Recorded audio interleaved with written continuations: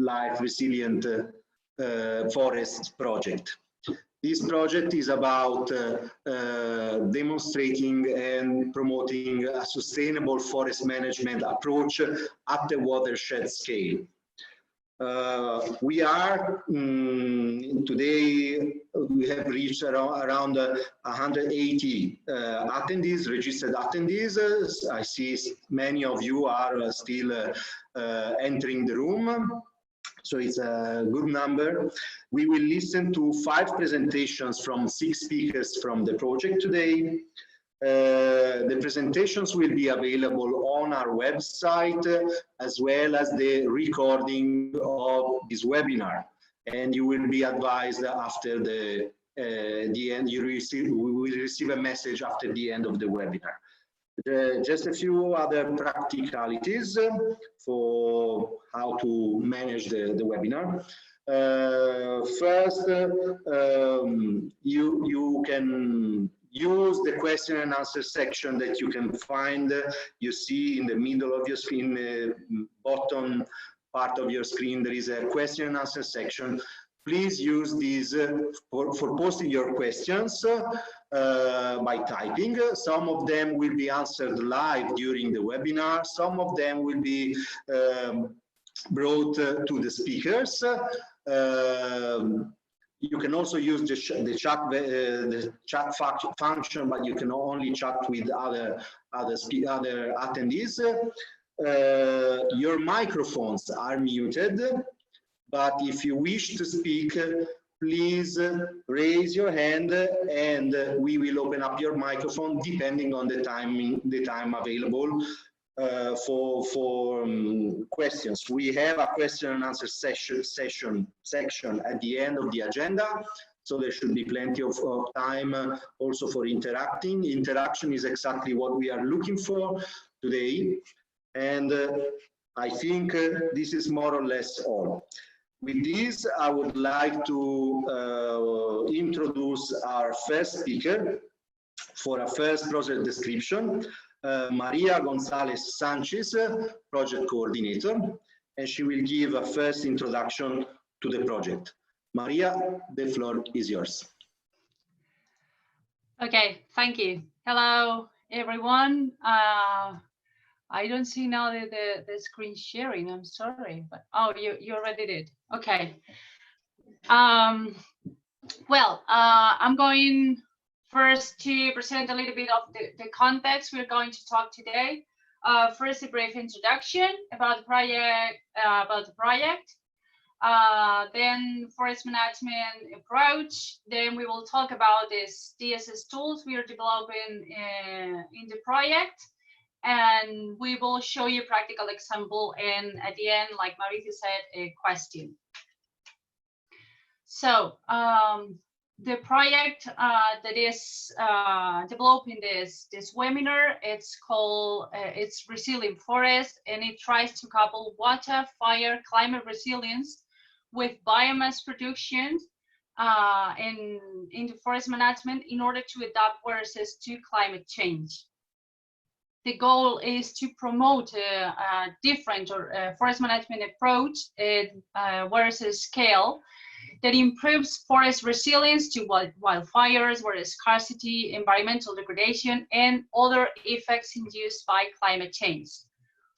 We are partners from 4 different countries. In Spain, we are here, the Technical University of Valencia, where I come from, and my colleagues who talk today. The C.A.F.E City Hall. Then we have Portugal with ADAI institutions, where they are experts in fire, ULIT Institute, where they are experts in climate change, and EUBIA, which is the European Biomass Industry Association, which is the one hosting this webinar. The goal of the project is to develop a decision support system for forest managers, and that's what we are going to talk about today. We want to demonstrate this tool in at least 3 experimental sites, but we are, of course, always open to include more experimental or other catchments to try Maria, sorry. Maria, sorry if I interrupt you. Are you sharing your slides already? Because we can't see them. Yeah, we only see you, Maria. Really? Yes. I was trying to share them, but I cannot share them now. I don't know why, but I cannot share them. I cannot share my. Just a second. Okay.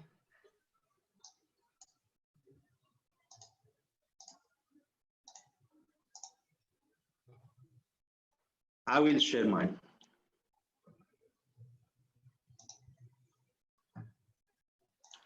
Can you see the slides now? Yes, I can. Okay. But I can. So please go on, and I will. Okay, now I can. Well, anyway, I was in the next one. Next slide.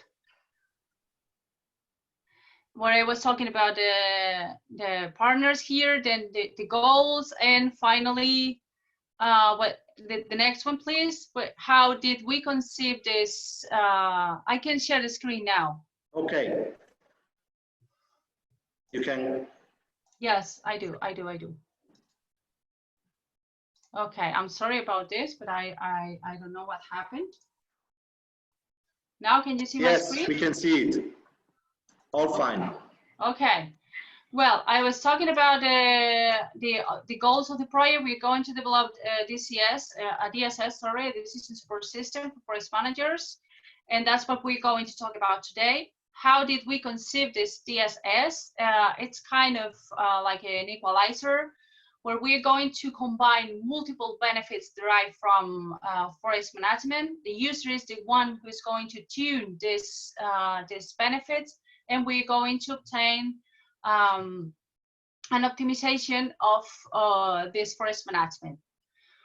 We are expected, when we apply this, we are expected to to produce an innovative forest management scheme that increases water reserves, at least in the semi-arid areas, reduces then energy extraction cost from water, increases biomass production, reduces fire hazard, and increases forest resilience against climate change. And now Antonio is the one, Professor Antonio is the one who will talk about forest management concept that we're going to work with.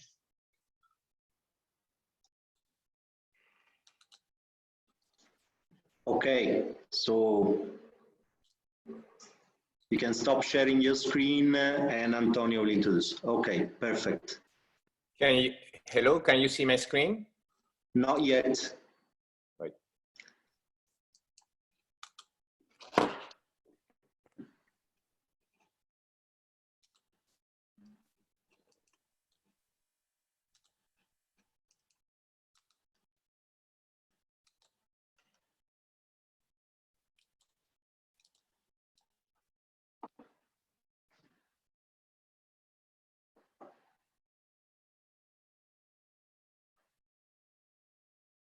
Here it comes.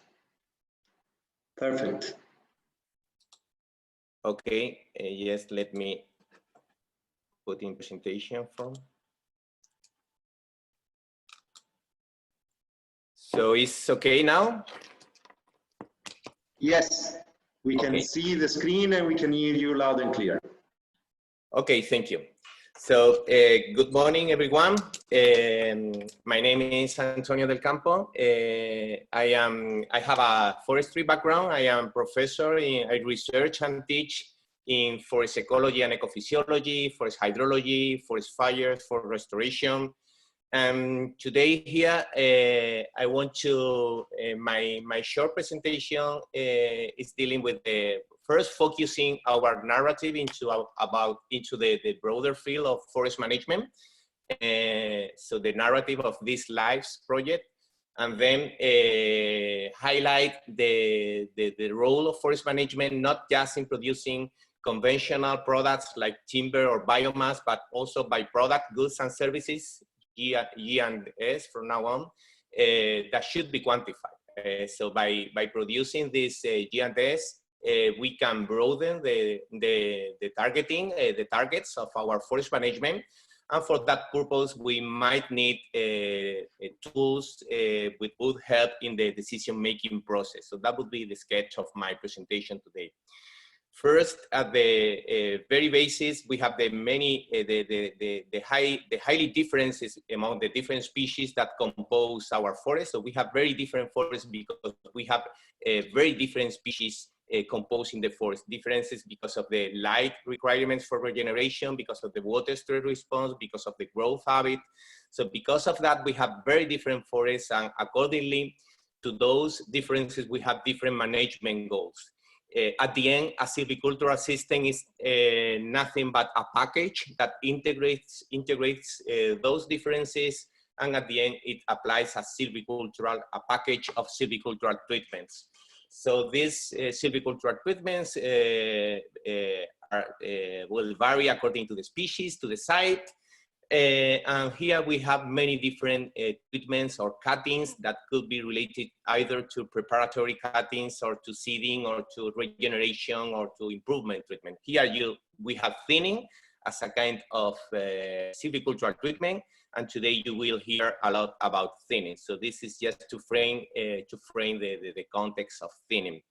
Thinning is a generic word that will be very different in nature according to the cuttings, according to whether it is regeneration or improvement cuttings, according to the silvicultural system. So thinning is just a broad concept that we are paying attention in this project and in this webinar today. So, for instance, a conifer species, intolerant isohydric softwood species that leads to a even age high forest and then consequently to a clear cut or sheltered wood system. At the end, the general silviculture, which shows us is that we define regeneration or improvement cuttings according to site quality, to the species, and by means of tools like that one on the right, on the top right part of the slide, where we can define a thinning regime. And according to that thinning regime and according to those characteristics, at the end we have the forest products, usually timber or biomass related products. So the point here, as you are silviculturers or foresters, the point here is that we know that timber is not the only product we get out of the forest management. We have many other goods and services that are very different according to their classification, like provisioning, supporting, cultural regulating. And the point here is that we know all that these goods and services are being encouraged, promoted by institutions, by the society, and by the leaders of the governments and those people who are behind the strategies and at the end, lead the policy scenario. So the point here is that we all know that we have to demonstrate the added value of forest management, but the point here is moving from a qualitative narrative towards a more quantitative narrative. If we want to really demonstrate the qualitative speech is not enough, we need to move towards a quantitative speech, quantitative narrative. And for that, we need to quantify ecosystem processes. So key ecosystem processes, such as those related to carbon, water, fire, or ecosystem resilience, need to be quantified. If we want to move from a general or even a functional silviculture towards a process-based silviculture, we need to look at process-based models. So by using process-based models, we are able to quantify the ecosystem goods and services, and then we could provide this insight into our forest management. Also, by means of these models, we can take into account the variability of the site, the variability of the biophysical environment. So we could provide a spatially and temporally explicit provision of goods and services. And the point here is that there are some goods and services that we consider very important, and that's why we bring up the C.A.F.E concept. The C.A.F.E stands for carbon, aqua or water, fire, and eco-resilience, and it is nothing but a multifunctional forest management approach. A multifunctional because it quantifies several functions, key byproducts of goods and services that are enhanced with forest management. So the point here is that the C.A.F.E, this C.A.F.E approach stimulates silviculture as C.A.F.E does. So coffee beans are biomass, which are yellow before being roasted by fire. Then coffee is prepared with water, and at the end, the coffee is a good example of socio-ecological resilience in tropical countries where coffee is produced. So this is this similarity helps to understand the C.A.F.E concept related to this multifunctional approach of forest management. So why water? Water because it is very clear that we can explicitly relate forest management with different water metrics, either from water erosion or flash floods or water quantity or water quality. It is easy to demonstrate it through the use of these process-based models. Why fire? We know that fire is affected, the fuel model is changed when we do forest management. But not the fire risk is reduced, but also the carbon is protected from being released into the atmosphere after a wildland fire. So carbon is not just the biomass, but also the carbon protection when we do forest management. And of course, it is very easy, again, to relate quantitatively these issues with forest management. Also resilience, eco-resilience. It is there are very clear relationships between forest management, in particular competition reduction, and climate change resilience of the forest, in particular drought resistance. But not only those, many other G&S, goods and services of the forest could be enhanced with forest management, such as landscape or biodiversity, whenever we find good quantitative relationships among them.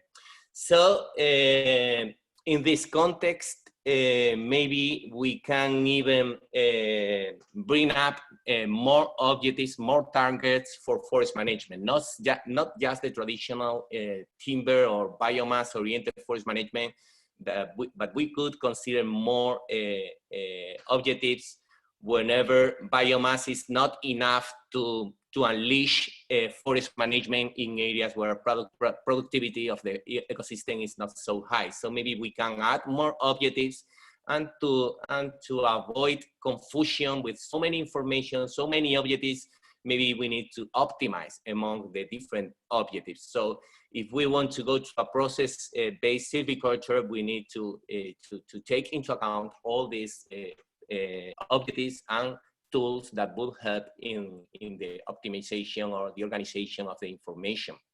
And here is where our live project comes. We are betting for a process-based silviculture, which takes into account the main processes, ecosystem processes in forest ecosystem: carbon, water, fire, ecology, fire regime, and climate change. And taking into account the variability, the site variability, the different species, the different characteristics of the stand, we are able to implement, to parameterize eco-hydrological modeling in order to identify variables, vulnerability, and so on. So at the end, we can quantify in a spatio-temporal fashion the goods and services associated to forest management. And if we want to go one step beyond, not just quantifying goods and services, but also include more objectives into our forest management goals, then we need to optimize. We need to handle with such an information, and for that purpose, a decision support system will be a very useful way. And of course, all this looking at the payments for ecosystem services approaches. So we think that we need to walk all this scheme, all this sequence, in order to address a payment for ecosystem service approach. Just one last slide from my presentation. Just be cautious because we are from the academy, and citing Henry Cotta, the father of silviculture, 200 years ago, he prevented, or he said that one of the problems in forestry is that those who write almost do not practice. So the technician who practice don't write, but the one who writes does not practice. That's all. Thank you very much.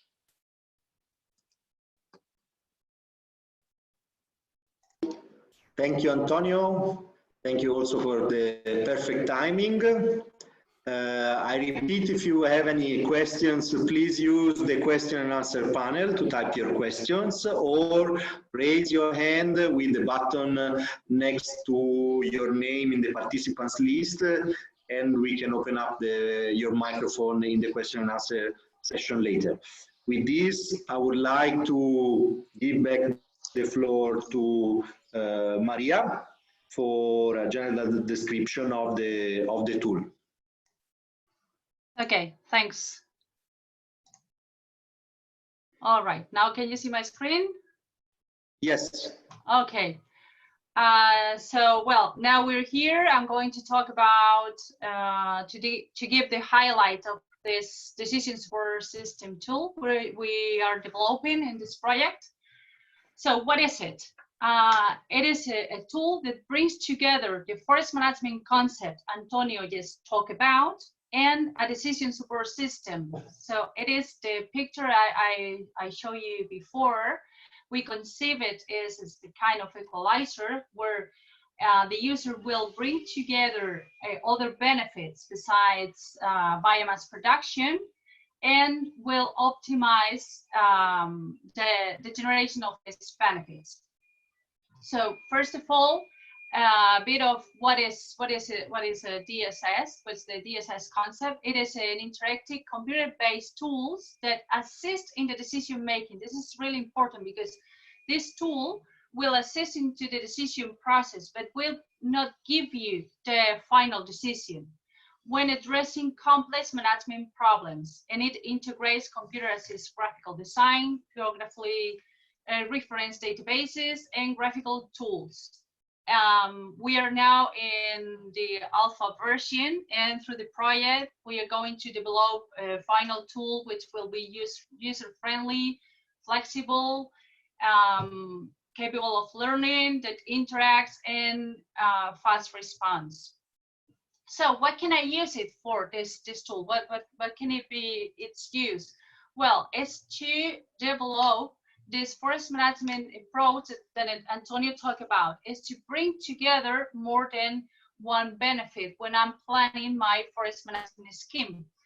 On the one hand, I can quantify all these benefits, and on the other hand, I can optimize the production of these benefits. By now, the alpha version is considering biomass production. It can be biomass for bioenergy, or it can be timber or pulp, that depends on the forest you are. Water production, fire risk, climate resilience, and in the future, we will include other objectives or other variables. So, and with this objectives, what can the tool do? The tool is going to answer these questions. How much am I going to thinning, to do, how intense is going to be the thinning? Where am I going to apply it? When am I going to do it, and how? The tool will be able to answer, or is able to answer, the alpha version we have is able to answer right now one question, and it will be able to answer all of them or any combination the user needs to answer. In terms of how much, now we're working with forest cover and biomass. So the user, the tool will optimize the percentage of forest cover or of biomass that removing it from the forest will optimize this benefits. Where can I apply this forest management? For instance, imagine you as a forest manager, you have like a budget, and you can only apply forest management in a certain amount of hectares. So the tool will help you to decide where is optimum to apply this forest management, where you maximize your benefits into your catchment. Sorry. When it's the rotation, in terms of biomass or timber production, it is really clear. We have a lot of guidelines to do that. But in terms of the other benefits, it's not that clear. Maybe the rotation won't be the same for production of water or for timber production. So the tool will work with all these benefits. And how? If am I going to do a low thinning, crowd thinning, selection. And how does the tool work? Well, the spatial scale of the tool is from stand to catchment, and in the middle, the user can work with whatever spatial scale the user wants. In terms of the objectives, the user will have to choose up to 4 among. By now, we're working with water production, biomass production, CO2, fire risk, and climatic resilience, and biodiversity. So the user can choose up to 4 objectives to optimize the forest management. And the user is also the one who has to establish the relevance of its objective. Remember this equalizer picture I just saw you a couple of slides ago. And the tool will work on this decision variable: how much, when, where, and how am I going to do the forest management. By now, the alpha version is just working with thinning, but in the future, plantation will be part of the tool as well. The tool combines optimization algorithms, which will be explained later by Professor Manuel Pulido, and with eco-hydrological simulation, which will be also explained later by Professor Félix Francés. By now, the tool works with these 2 models, TETIS, which was developed in the university we all work in, Polytechnical University of Valencia, and this RISIS model, which was developed in Santa Barbara University in California.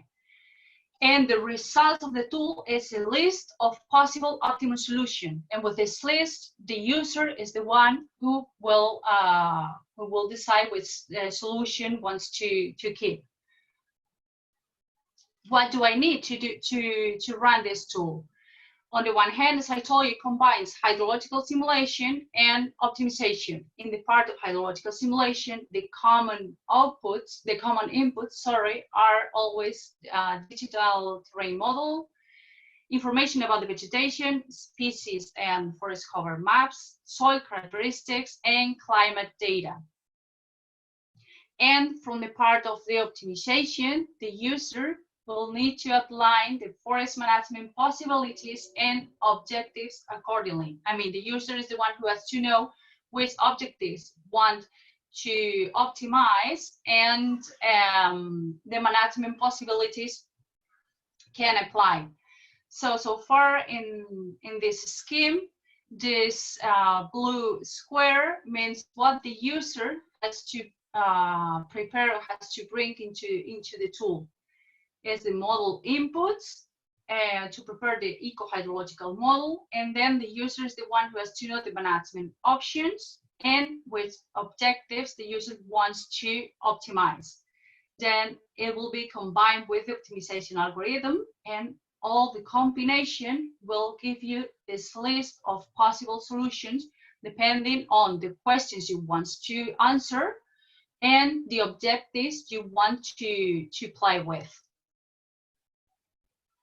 And now, well, thank you very much. And now it's time for the part of the eco-hydrological simulation model of the tool. Thank you. Thank you, Maria. So now I give the floor to Félix for the presentation on eco-hydrological model. Good morning to everybody. Thank you. Yes, I am leading the group specialized in eco-hydrological modeling. At catchment scale, that's important.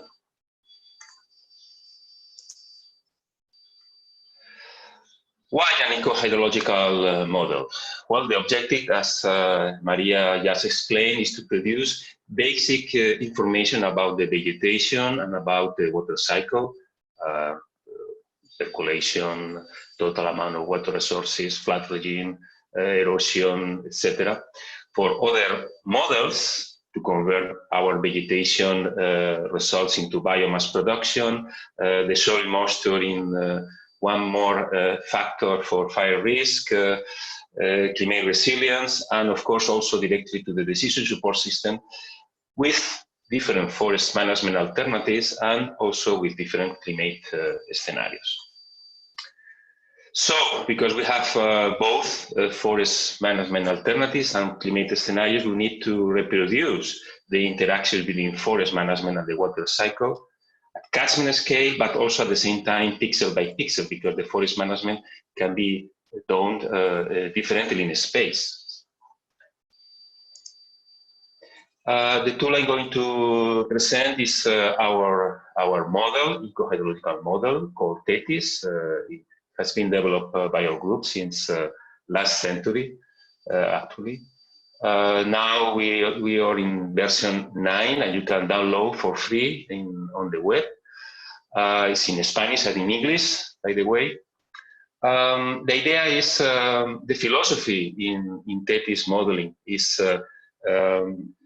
to be, on one hand, to be simple, which means that for each pixel or cell,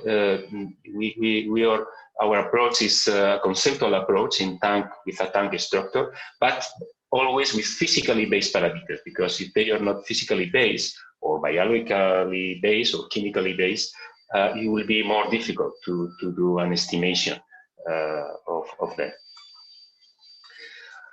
Also, we try to be parsimonious. In the hydrological model, we can just use 9 parameters, 8 for runoff production and 1 for runoff propagation through the channel network. And it's integral. We use the same model, the same information, or about the common information for a water resources problem, for a flood problem, dealing with erosion and sediment, dynamic vegetation, which is our case here, because the vegetation must be an additional state variable in order to represent the interaction between the forest management and the water cycle. In other cases, we use crop production, nitrogen and carbon cycle, and a lot of things. It's, for us, is our laboratory. Concerning the vegetation submodel, the main state variable is the leaf biomass, and the dynamic equation is based on the light use efficiency. Here is the equation. I go, of course, through the details of the equation, because we need the connection between this dynamic equation, the water cycle, is the transpiration, and the transpiration is a function of the leaf area index, and well, a simple equation will relate the leaf area index and the leaf biomass. At the end, this equation has 11 parameters for its functional type of vegetation, but fortunately not all of them are equally influenced. In practice, around five, half of the parameters are really influenced, and we must pay attention for in the estimation process for these 5, not for the 11. This is for 1 pixel in a space. Clearly, that is distributed in a space in order to reproduce the spatial variability of the hydrological cycle and the spatial variability of the forest management, which is our problem in this project. Also, if it is distributed in a space, it's possible to exploit all available spatial information, including, we are doing right now, including remote sensing coming from satellite or from drone. If they are state variables. For example, I will show you the results, well, actually the validation, not the calibration, using surface soil moisture from satellite or leaf area index from satellite. And something interesting also is that a distributed model will give you results at any point, and you can have a spatial picture of what's happening. For example, in this case, this is the nitrogen percolation in a case study for a model of, in this case, the pixel by the way was only 5 meters by 5 meters, a very fine resolution problem. Well, in this project, the Spanish case study is the Carraixet Creek catchment. Some pictures Antonio presented before was in our case study, the Carraixet Creek. It has a basin area of 200 square kilometers. It's near the coast, just north of Valencia. Valencia is here, more or less. And the climate is semi-arid. Precipitation is only, the mean annual precipitation is 400 millimeters, smaller, clearly smaller than the potential of transpiration, and Mediterranean. You can see clearly the one characteristic is the bimodal bimodality of the precipitation. You have mostly most of the rainfall during the spring and during the fall season, and a few in summer and in winter. Okay. This catchment is interesting for many things, but one of them is that the land cover has been very dynamic in the past due to wildfires in the natural park mainly, which is in the upper part of the catchment, the urbanization process in the lower part of the catchment, and the crop abandonment in the middle and upper part of the catchment.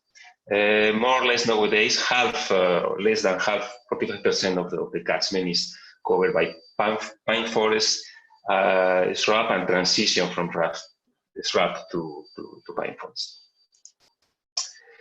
For TETIS, what we need, and in general for any distributed model, well, there are things that are relatively simple to obtain, which are the parameters derived from the digital elevation model, just a matter of having the digital elevation model. In this case, is 100 meters pixel. But what is more difficult is to estimate the parameters related with the soil, aquifer, and vegetation. But you can do something. You can obtain, for example, from the European soil database, you can have a good estimation of the saturated conductivity of the soil, or about the available water content. Concerning the vegetation, of course, you need to classify the vegetation as a function of the functional types from the vegetation dynamic equation point of view, and for each of these class, you need the 11 parameters. Next step, after the estimation of parameter maps and other parameters, you need to calibrate. This is the first results. In this case, we just use the bit charts at the outlet for the calibration. The ephemeral behavior of the river is clearly represented in calibration, and in the validation period. Again, we check that the results are good.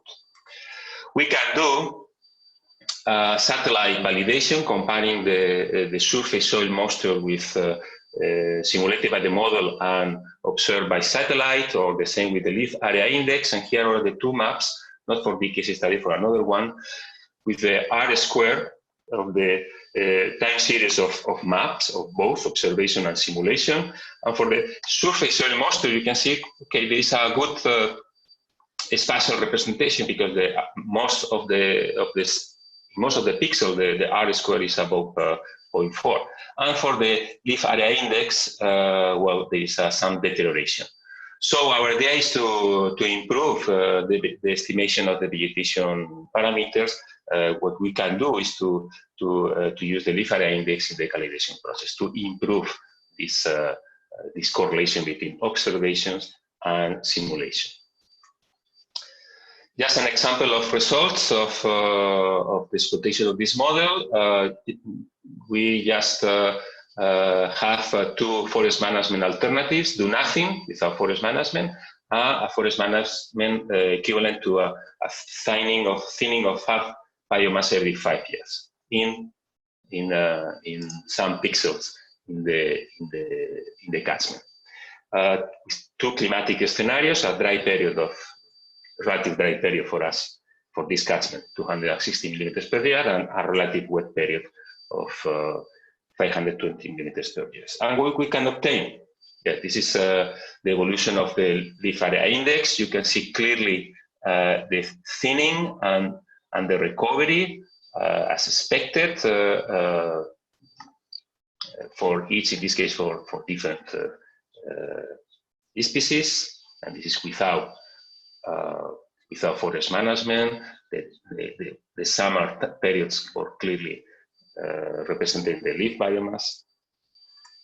Or we can obtain the results, in this case for individual pixels of water-related state variables as the overland flow, evapotranspiration or percolation. Here are for these pixels with different land cover. This is the difference with and without the forest management in the dry period and in the wet period. And focusing, for example, in the percolation, that we see that, well, more or less, the reduction in the evapotranspiration is converted in an increase of percolation. It's not a big increase, but it's a significant increase in the percolation that can be accounted as an ecosystem service of related with the forest management. And that's all I wanted to say. Thank you. Thank you, Félix. So now we can go a bit deeper into the optimization tool and see where we are with the development of this tool today. So the next speaker will be Manuel Pulido, and he will introduce the optimization tool. Manuel, the floor is yours.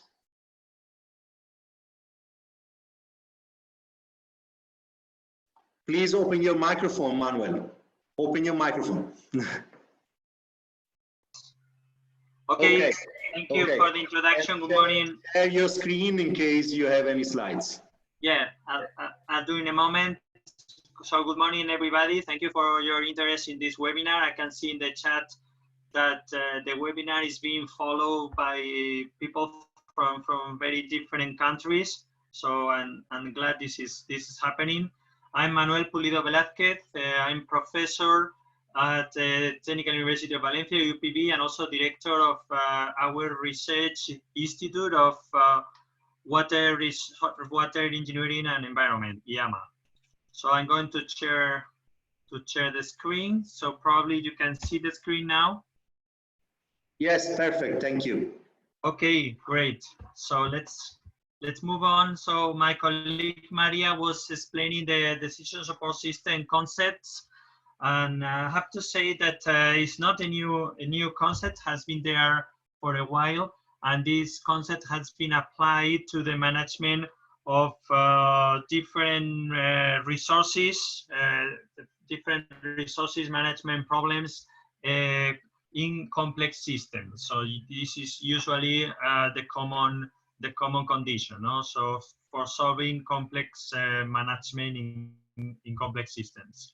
There are many examples actually in the literature, but although the idea of decision support system has been always a very promising one, only a few of these examples have really come to fruition and are actually used on a regular basis. And I would like to point to one example of one successful example that has been developed at home, has been developed by IAMA, by our institute, and is the decision support system aqua tool for water resources management of complex water resources systems. And this tool has been widely used in Spain for and internationally for the management of river basins and for the development of the river basin management plans of the European Union Water Framework Directive.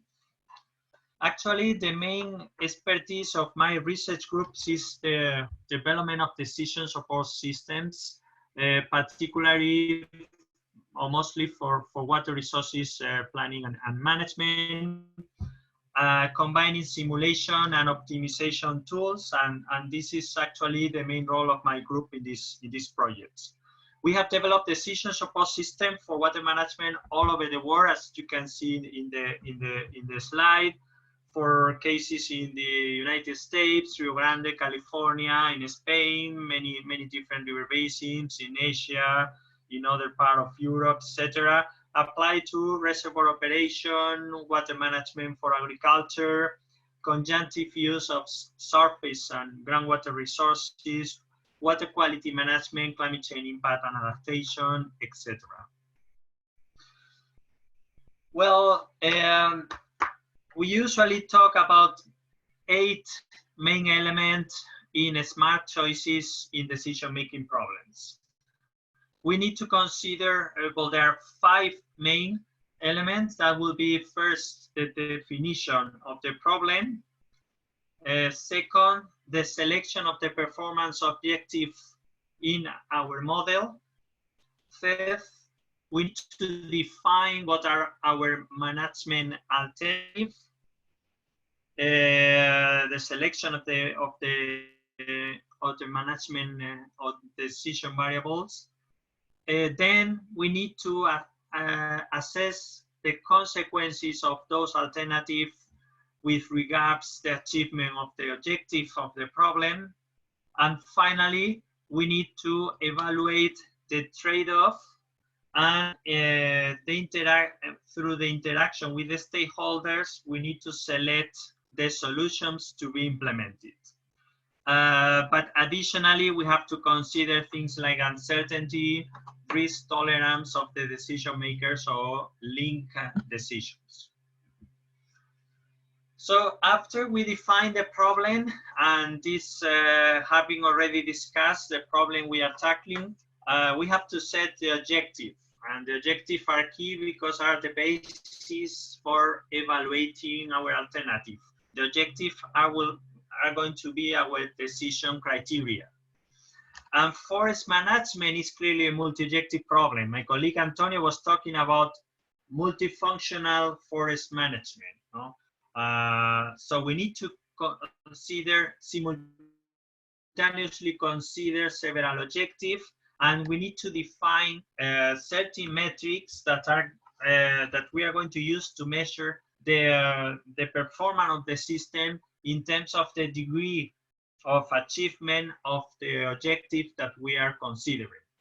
No? So Maria was talking about different objectives like maximizing water production or yield, minimizing fire risk, maximizing biomass production, maximizing climate resilience, minimizing the cost of intervention, etc. Through interaction with the decision makers, we are going to allow them to set the relative priority they will give to the different objectives using a tool that we call an equalizer. Okay, so in this project, we propose the use of this tool in interaction with the decision makers to set the relative priorities.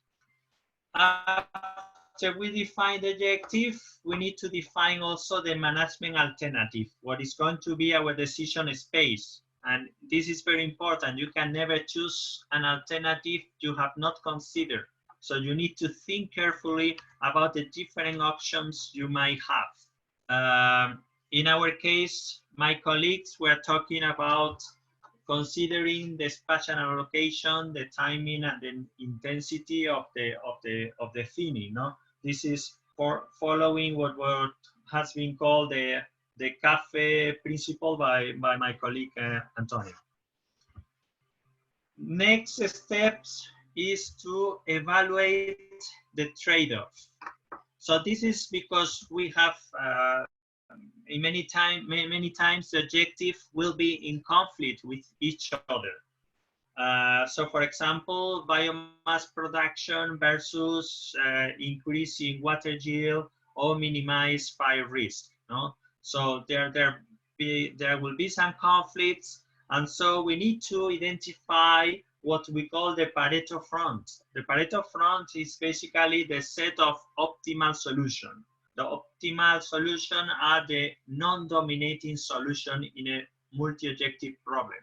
Okay, so for example, in the graph I'm showing, as an example, less is better, and we have two objectives, one in the vertical axis, one in the horizontal axis. No, So you see many potential solutions, but some of them are clearly dominated. For example, strategy C is dominated because strategy A is better in terms of objective 2. It's also dominated by strategy B, what is better in terms of objective 1. Okay, so we need to identify the set of non-dominated or dominant solutions. And we are going to do using evolutionary algorithms. We call our decision support tool a posteriori DSS. And this is because decision makers are going to be presented with an explicit representation of those trade-offs I was referring to, and then they will have to express their preference for one or more solutions. And I want to use this quote, I like it very much, that is, the purpose of computing is insight, not numbers, okay? So it's not a specific number with a specific result, but the most important is the process of thinking and understanding the complexity of the problem and the potential solutions we can implement. So the decision support system is going to be structured like this. So there is going to be a simulation toolbox that was presented before, but then there will be the engine of the decision support system will be the optimization toolbox. Okay? And this is linked to the simulation toolbox, considering the different objectives that we have defined. We have to define a priori a set of potential management options, and then the optimization toolbox will be creating alternatives that will be evaluated with the simulation toolbox, and then this goal will go back to the optimization tool. In this way, we can create this Pareto front we defined before, and then interact with the stakeholders or decision makers to select their most preferred solution. Another alternative we are considering is the economic evaluation of the different performance criteria that we are going to define. In this way, we will use a common metric that will be the economic value, and then we will move from a multi-objective problem to a single objective problem to maximize the economic value of the decisions. So that's an alternative way. So the optimization tool we are going to use in this problem is a multi-objective genetic algorithm.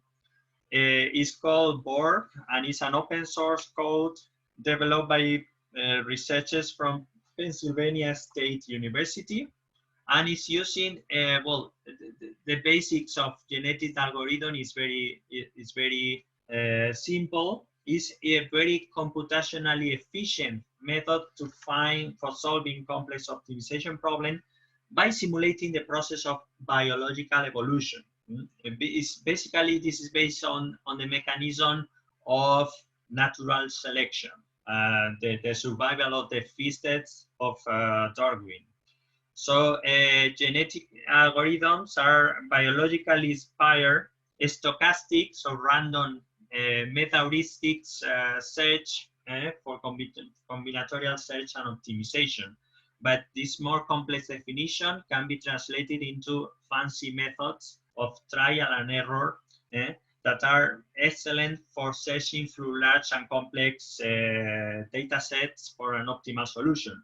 Real-world application of genetic algorithm include automotive design, computer gaming, robotics, investment, traffic, etc.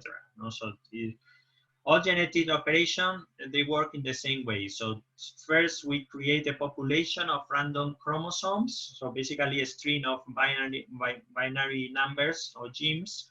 Then we score them, what we call the fitness calculation. And then we create a new generation by a crossover and mutation. And then we find a better solution, okay? And we repeat the process again and again and again until you find one solution that you think is good enough to stop the process. Okay, so it's a database modeling method that is based on the concept of evolution. So this is why they are called evolutionary algorithms. And that's all I wanted to say. Happy to solve later any questions you might have on this. Thank you very much. Thank you. Thank you for giving the time. So we still have one short presentation to show a practical example, and we have a couple of questions that we will address after the last presentation. And please bear with us. We will probably go a few more minutes past 12 to end the event, but we also have a poll that we would like to launch to you after the last presentation. So with this, I would like to give the floor to Hector. Yes, okay, I will initiate. Okay, can you see the screen? Okay, can you see my screen? Yes. Okay, yeah. Well, I will show you just a little example of how the tool works currently. As Maria said, it's in alpha version, so still we have the code. We don't have any graphical user interface or so. We are developing the working functionalities of the tool so far, and I'm going to show you a video how the tool works. Okay, how what the Professor Pulido explained is done in practice. Okay, this is an example of how the tool works, and we have here for each management unit. So for each unit in which I want to do forest management, which are the thinning percentages in this case that I will apply. Okay, so what the tool will do, the tool will load this information to the different models, including TETIS or any other models, hydrological or fire risk models that you use. And then the tool will run these models and it will retrieve the results and calculate the metrics. You can see, I will play the video, okay? We can see that now the tool is loading this, okay? Then it's running the models, then it retrieves the results. And with these results, it calculates the metrics. We can see here the metrics. In this case, the total biomass, the water, and the CO2 sequestration. These are the metrics that we use. The user can define, or will be able to define, different metrics according to their interests. Okay. So with these metrics, it saves these metrics to apply the evolution algorithm, and then it runs another member of the population. We can see here that the values have changed. Okay. So this is done again and again, thousands of times. As Professor Pulido explained, this is an evolutionary algorithm. So basically, this what they do this is to mathematically represent an evolution that will take in reality. For example, with human evolution, it will take millions of years, but it's done in hours mathematically. Okay? So it's the same process that we follow within evolution in any living form. Okay. And it's done through the problem in the DSS in a quick way compared to natural evolution, of course.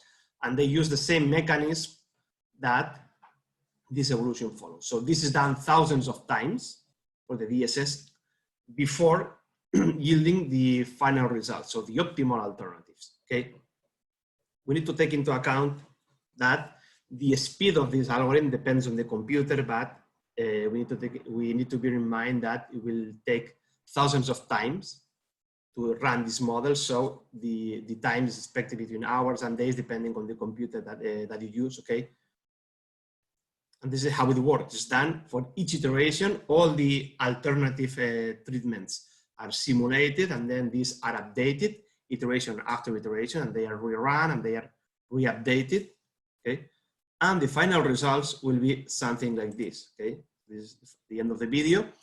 We can see here a Pareto front in which we have the optimal alternatives.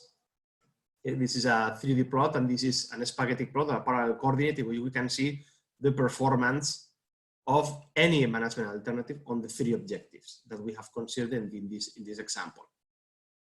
So what we can see, Since this is a multi-objective problem, there's not a single goal that we want. In this case, we have 3 goals: biomass production, fire hazard, and water production.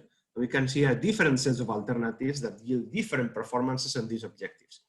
According to, in a Pareto front, there's all the alternatives are non-dominated. What does it mean? That there is no single alternative that is outperformed by the rest in all the objectives. So every one alternative has an optimal combination of the 3 objectives. For example, we can see, we can click on an alternative here, and we can see the performance of the objectives, and also we can see the performance in the parallel coordinate. This is quite a middle performance alternative, so it's an alternative that performs on the average, but for all the objectives. We can change the alternative. For example, if we go here, we can see an alternative that is very bad in terms of fire, very bad in terms of water, but it's very good in terms of biomass. Okay. So this is what the tool offers. The tool offers a different set of alternatives. So how can we choose? How can we rank these alternatives? It depends. We have implemented here an equalizer which helps us to sort the alternatives according to what we desire. For example, we can say, okay, considering the fire, I want at least this performance level. And you can see how the alternatives are removed from the analysis. Okay. For example, the other way around, I'm sorry, the fire, I want no more than this threshold level. So we can see the alternatives that comply with the requirement. With the same with water, we can, and you can see that after fire and water, we have just few alternatives. Why? Because these alternatives cover the whole space. So we can have alternatives that are very good on fire, but very bad on water and biomass, very good on biomass, and very bad on water and fire, and so on. Okay? And here we can see that just sorting the fire and water, we have just few alternatives. And we do the same with biomass. We can, in the end, come up to a single solution which fulfills our requirements. Okay? This is what we work with the Pareto from. We can see for this solution, the performance on the 3 objectives here, and something that a final remark is that we can see here the numbers, but behind each point, we have a map that, as Maria told you, a map that tells us how much, where, when, and how should we do forest management. So this is not a point. Behind this point, we have a set of instructions. So how should we manage the forest to achieve this? Okay, and this is my final remark.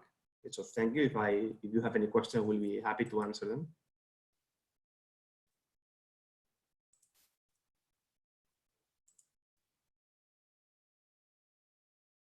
Okay.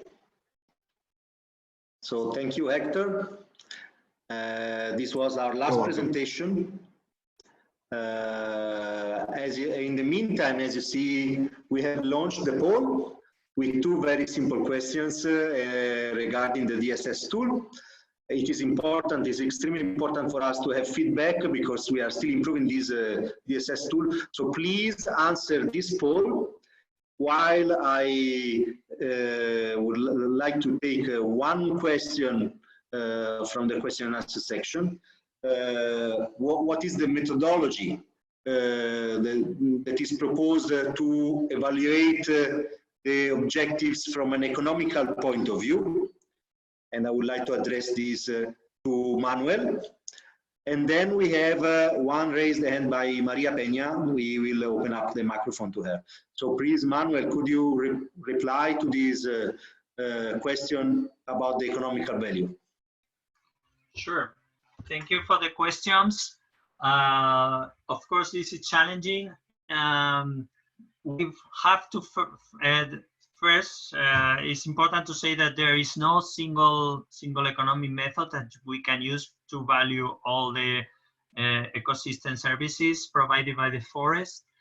They have to be selected for each of them, and also depending on the ecosystem services we are valuing, and also depending on the information that is available. But the first distinction is between productive and non-productive uses of the forest. No? So for example, we have done previous research and publication related to the economic value of water. And one of the ecosystem services that we are considering for forests is water production.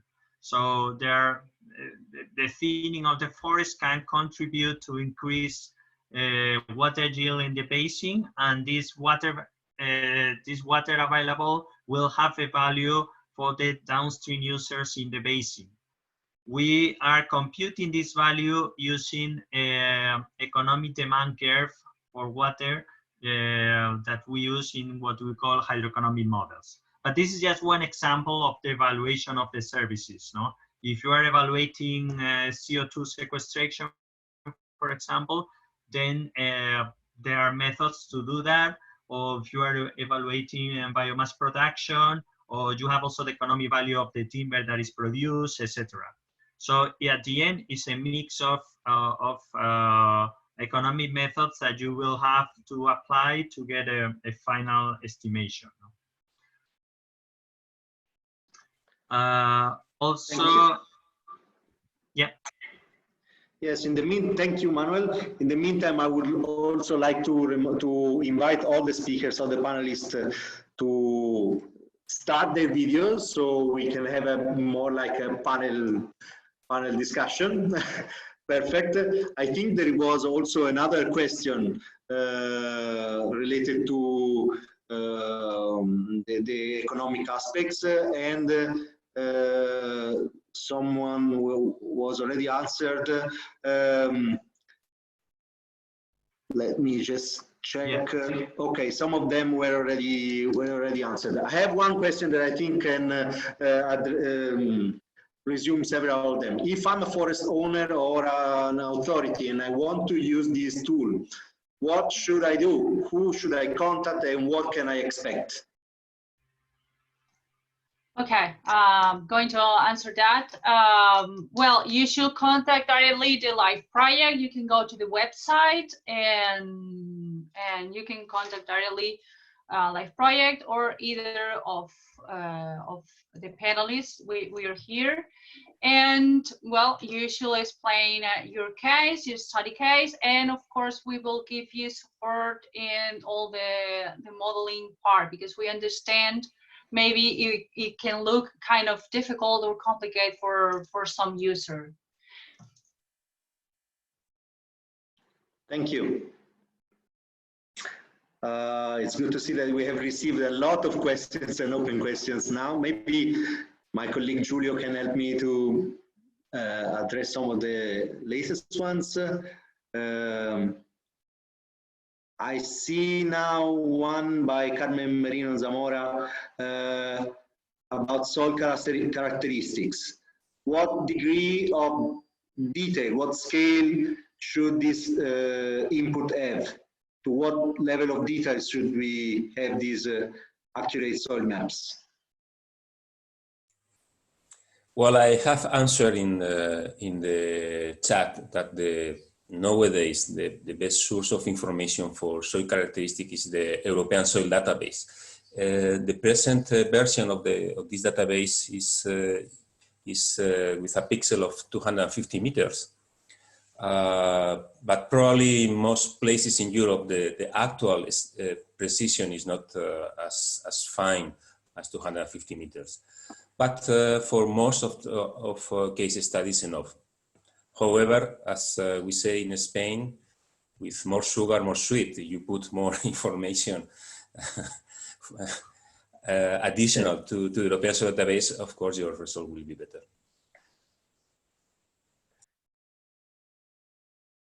Any other questions?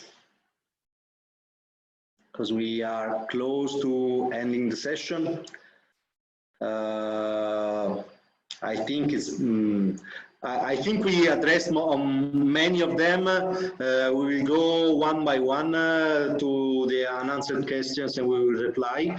I remember you will find the presentation and the recording available in our website. I can maybe show you. I share my screen. Please visit our website. You should see it now, resilientforest.eu, and read our newsletter, subscribe to our newsletter in this section here in the home page, so you will be you will receive our updates, and please do check our YouTube channel, where you will find this video, and you will find all of our past videos, especially those ones that we recorded in the park, where the forest plots are being, the experimental plots are being carried out. I think it is all for the moment. I would like to thank everyone. Do the speakers want to have a last comment? Any last comments? Any last? Yes, Maria. Yes, sorry. I just wanted to say, if there is some not answered question, or you just didn't type it, please write us. You can use the website that Maurizio said, or our email accounts that are in the presentation, and we will be very glad to answer your questions, because maybe this is a bit hard answering all of them in so short time. Okay. Thank you, Maurizio, and thank you, EUBIA, for organizing this nice meeting, and all the attendees for their interest. Thanks to Thank you all for your expertise and your support. So thanks to all the attendees, and enjoy the rest of your day. Bye-bye. Thank you. Bye.